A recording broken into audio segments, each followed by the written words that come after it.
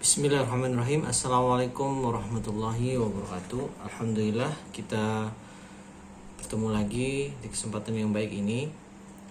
Insyaallah pada video kali ini masih seputar kewirausahaan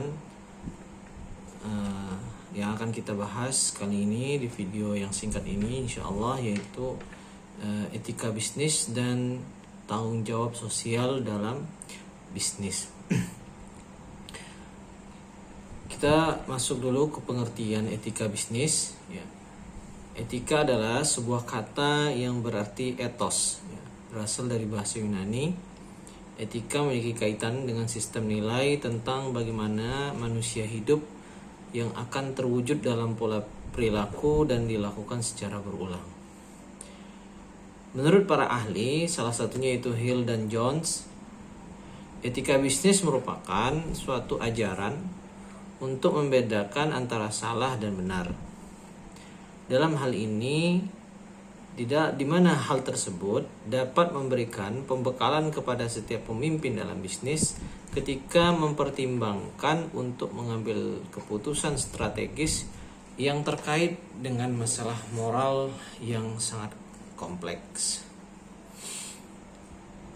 Itu pengertian etika bisnis. Kemudian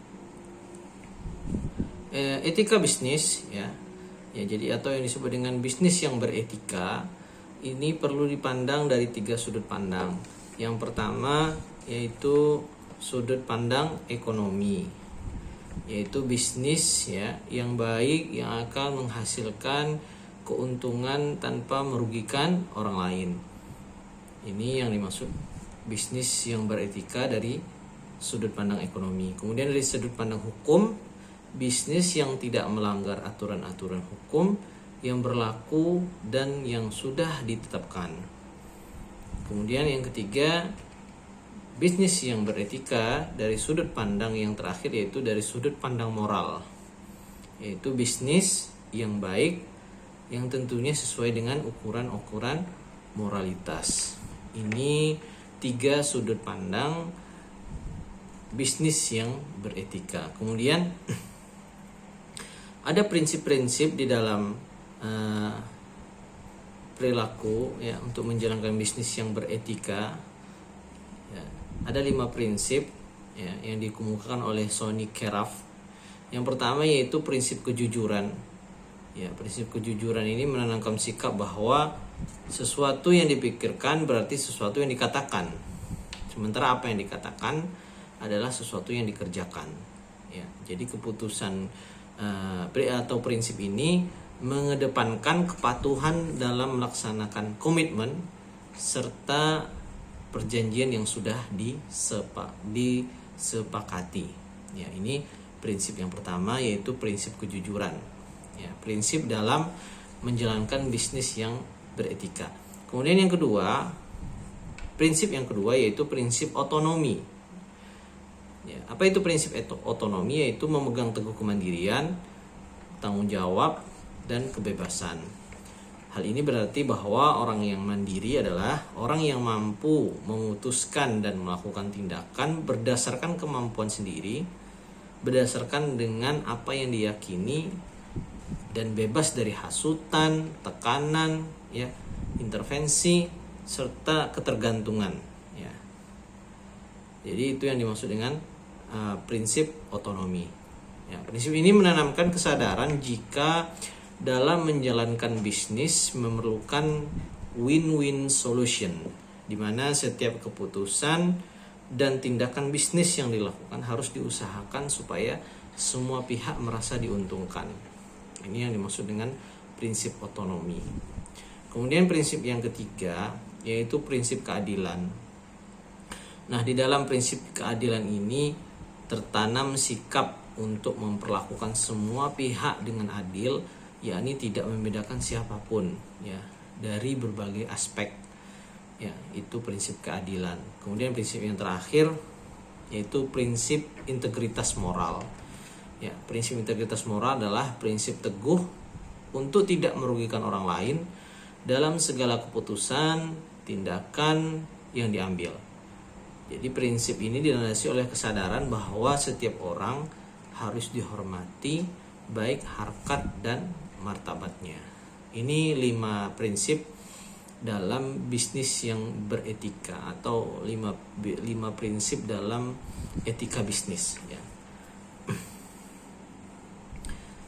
Tapi dalam prakteknya ada 3 prinsip umum ya dalam bisnis yang beretika atau etika bisnis ya. Yaitu yang pertama, adanya saling rasa percaya satu sama lain ya. Jadi rasa saling percaya satu sama lain ini tentunya akan membantu ya mengimplementasikan ya, atau mempraktekkan etika bisnis yang baik melalui sikap saling mematuhi perjanjian misalnya, atau aturan yang sudah disepakati sebelumnya. Jadi tidak merasa dikhianati dalam berbisnis, atau sebaliknya ya, tidak mengkhianati ataupun merasa dikhianati. Ya, adanya rasa saling percaya. Ya, ini 3 prinsip umum. Ya, 3 prinsip umum ini gunanya adalah untuk memudahkan kita mengimplementasikan prinsip-prinsip yang sudah dijelaskan tadi. Yang pertama, yang kedua yaitu rasa tanggung jawab. Ya, prinsip umum yang penting juga dalam bisnis ya yang beretika atau etika bisnis adalah tanggung jawab. Jadi yang dimaksud dengan tanggung jawab di sini adalah komitmen dalam bisnis untuk menciptakan kemakmuran yang tidak terbatas hanya pada yang memiliki misalnya saham lebih besar atau pemodal yang lebih besar saja, tapi juga pemangku kebijakan serta lingkungan operasional dalam bisnis ya. Jadi dalam bisnis itu tidak hanya tidak hanya yang diuntungkan tuh orang yang ada di dalam bisnis, tapi di lingkungan sekitar bisnis kita itu juga perlu kita makmurkan ya. Kita ciptakan kemakmuran di sekitar lingkungan bisnis kita. Kemudian yang ketiga, prinsip umum yaitu menghargai lingkungan.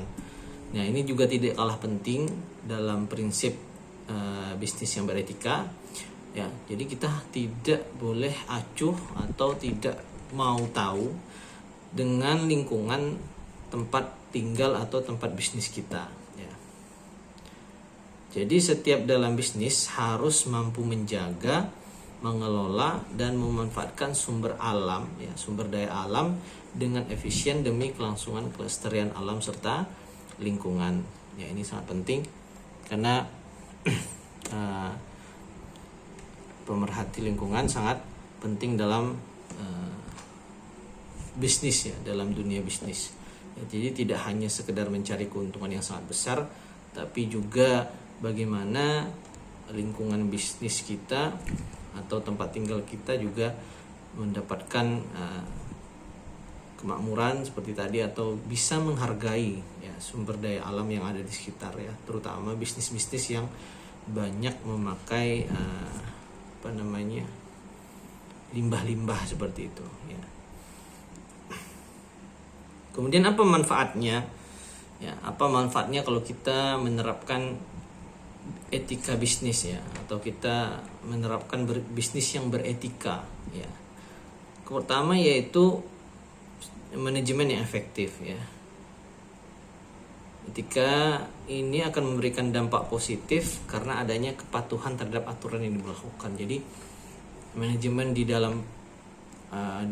di dalam bisnis itu akan berjalan dengan baik karena semua aturan, semua rules yang sudah dibuat, itu dijalankan dengan sangat baik. Jadi tidak ada yang membangkang istilahnya atau merasa keberatan dengan apa yang sudah dibuat ya, peraturan yang sudah dibuat.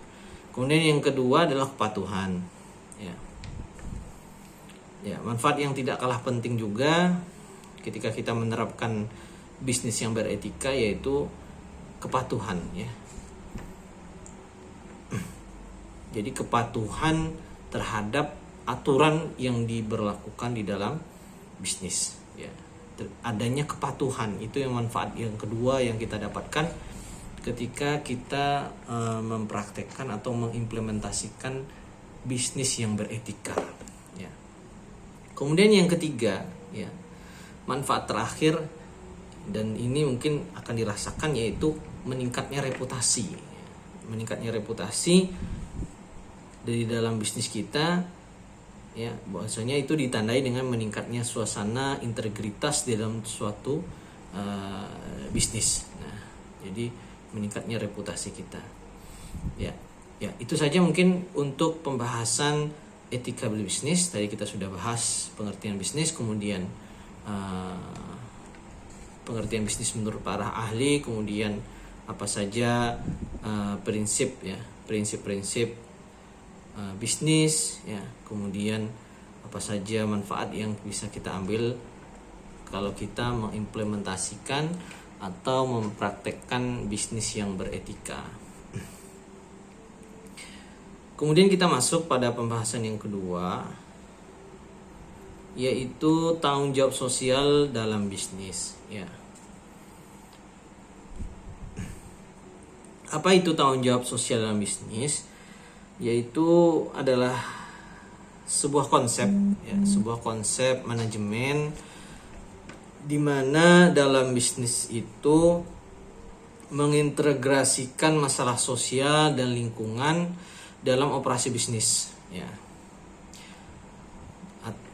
Atau yang umumnya seperti di mana di dalam bisnis itu mencapai keseimbangan, ya, antara kepentingan ekonomi, lingkungan dan sosial. Sementara pada saat yang sama memenuhi harapan pemegang saham dan pemangku kepentingan. Jadi semuanya diuntungkan, ya, semuanya diuntungkan, ya, baik itu yang mempunyai saham, ya, atau yang punya kepentingan, dan juga orang-orang yang ada di sekitar lingkungan, ya, terutama dalam hal sosial mereka. Ada 4 jenis tanggung jawab sosial dalam bisnis, ya. Yang pertama yaitu upaya filantropis, ya. Upaya filantropis, ya. Kita ambil contoh saja, misalnya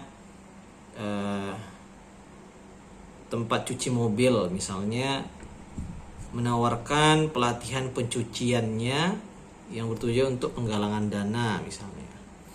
Nah, itu artinya upaya filantropis. Filantropis itu seperti bersedekah juga bisa, ya. Atau misalnya restoran yang mengadakan malam penggalangan dana ketika hasilnya bermanfaat bagi sekolah atau badan amal setempat, ya. Misalnya kita sering lihat biasanya sebagian dari hasil penjualan misalnya 10% akan dibagikan kepada anak yatim misalnya, atau kepada orang yang berhak menerima. Nah, itu bentuk tanggung jawab sosial dalam bisnis, ya. Makanya di dalam bisnis itu tidak hanya orang yang memiliki bisnis atau orang yang memiliki saham saja yang diuntungkan, tapi bagaimana bisnis itu juga bermanfaat bagi orang lain, ya, terutama bagi sekitarnya dan bagi orang-orang yang ada di tempat tinggalnya, ya. Nah, tujuannya apa filantropis ini? Upaya filantropis ini yaitu, ya, jelas, ya. Jadi masyarakat akan memberikan image yang baik bahwasanya ternyata bisnisnya ini tidak hanya sekedar mengambil keuntungan, tapi juga mengarah ke arah yang lebih positif lagi, seperti itu. Itu yang pertama. Yang kedua, upaya yang kedua yaitu konservasi lingkungan, ya. Sebenarnya masalah lingkungan di dalam dunia bisnis ini tidak bisa kita lepaskan, ya. Apalagi misalnya bisnis-bisnis atau, ya, bisnis-bisnis yang menggunakan bahan kimia misalnya, dan itu pasti akan merusak lingkungan sekitarnya. Makanya diperlukan upaya konservasi lingkungan, ya. Jadi bisnis itu juga memberikan kontribusi, ya, kontribusi kecil, ya. Misalnya, ya, mengajak masyarakat sekitar bahwasanya ini adalah limbah yang tidak baik, ya, walaupun hanya kecil, ya, tapi itu sangat pengaruhnya sangat signifikan ya untuk memperbaiki lingkungan misalnya. Kemudian memberitahu mereka bahwa tindakan menjaga lingkungan mereka menjadi faktor dalam keputusan pembelian ya, dan seterusnya. Nah, ini sangat penting terutama bagi pebisnis yang dekat dengan sumber daya alam ya, misalnya sungai atau mata air ya, atau pabrik-pabrik atau bisnis yang banyak menggunakan bahan kimia ya, seperti misalnya pabrik tekstil dan segala macamnya. Kemudian upaya selanjutnya yaitu keragaman dalam bisnis ya, dan praktek ketenagakerjaan ya. Jadi para pemimpin bisnis menyadari bahwa keragaman di tempat kerja bermanfaat ketika semua orang bergaul ya, dan bekerja sebagai tim ya. Walaupun misalnya si A asalnya dari Jawa, yang satu dari Sumatera, yang satu dari Kalimantan, semuanya bermanfaat ya ketika mereka menjadi sebuah tim ya. Jadi salah satu bentuk tanggung jawab sosial di dalam berbisnis ya seperti itu ya, bahwasanya keragaman itu kita sendiri untuk menangani ya keluhan ya, pelanggaran apapun hal itu. Hal ini tidak hanya baik untuk citra dalam bisnis, tapi juga membantu budaya dalam bisnis yang positif dengan semangat kerja yang baik dan produktivitas yang tinggi ya. Kemudian yang terakhir yaitu mendukung upaya relawan dan kegiatan amal ya. Misalnya komunitas dan badan amal lokal selalu membutuhkan bantuan ya. Para pemimpin bisnis yang cerdas pasti akan ingin terlibat ya dalam komunitas ya, seperti itu ya, berikan kesempatan misalnya untuk karyawannya ya untuk membantu sekolah setempat atau membantu puskesmas tempat karyawannya tinggal ya. Jadi tidak hanya sekitar saja, tapi juga sampai meluas ke tempat-tempat daerah karyawannya misalnya. Contohnya misalnya ada sebuah produk yang sangat terkenal ya, kalau dulu selalu memberikan mudik gratis ya. Mudik gratis itu kan sebagai bentuk kegiatan amal ya.